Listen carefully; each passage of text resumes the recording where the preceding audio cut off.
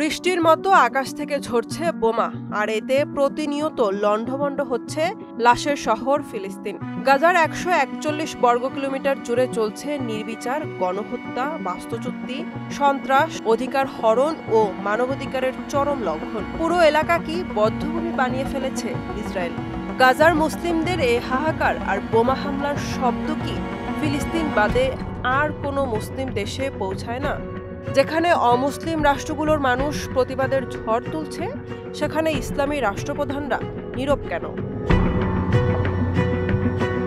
স্বাধীন ফিলিস্তিন ভূখণ্ডের দাবি এবং এখানকার জনগণের ওপর এই দীর্ঘ নিপীড়ন নিয়ে যে আরব দেশগুলো কিছুই করছে না বা নীরব দর্শকের ভূমিকায় থাকছে, এই ধারণা পুরোপুরি সঠিক নয়। তবে তারা পরিপূর্ণভাবে মাঠেও নামছে না। এর পেছনে রয়েছে রাজনৈতিক, অর্থনৈতিক, কৌশলগত এবং ঐতিহাসিক কারণ। অনেক আরব দেশই ফিলিস্তিনের পক্ষে শক্ত অবস্থান নেওয়ার থেকে রাষ্ট্র হিসাবে নিজের স্থিতিশীলতা ও নিরাপত্তাকে বেশি গুরুত্ব দেয়।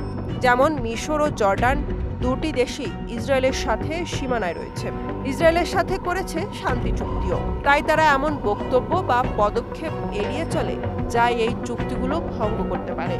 তাই ফিলিস্তিনের পক্ষে কোনো শক্ত পদক্ষেপ নিলে তারা অর্থনৈতিক, সামরিক সুবিধা সহ মার্কিন সুবিধাও হারাবে।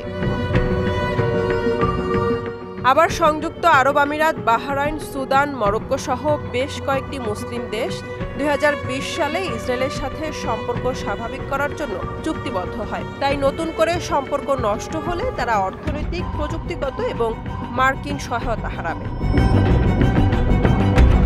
ইয়েমেন, সিরিয়া ও লেবাননের মতো দেশগুলো দারিদ্র্য, বেকারত্ব, রাজনৈতিক অস্থিরতা বা গৃহযুদ্ধ নিয়ে লড়াই করছে। ফলে ফিলিস্তিন নিয়ে মাথা ঘামানো তাদের সামর্থ্যের বাইরে। এছাড়াও দীর্ঘ সময় ধরে যুদ্ধ এবং ব্যর্থ উদ্যোগে কিছু আরব নেতা এবং জনগণ ফিলিস্তিনের সংগ্রাম নিয়ে ক্লান্ত। অনেক আরব রাষ্ট্র সামরিক, অর্থনৈতিক ও রাজনৈতিক কারণে যুক্তরাষ্ট্র এবং অন্যান্য পশ্চিমা দেশের ওপর ব্যাপকভাবে নির্ভরশীল। যেহেতু যুক্তরাষ্ট্র ইসরায়েলের প্রধান মিত্র, তাই এই আরব দেশগুলো ইসরায়েল যুক্তরাষ্ট্র নিয়ে সমালোচনা থেকে গা ঢাকেন, যাতে লাভজনক সম্পর্কগুলো হাত ফসকে চলে না যায়।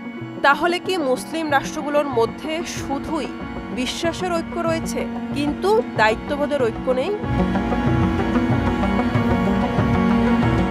নুসরাত জাহান, মোহনা ডিজিটাল।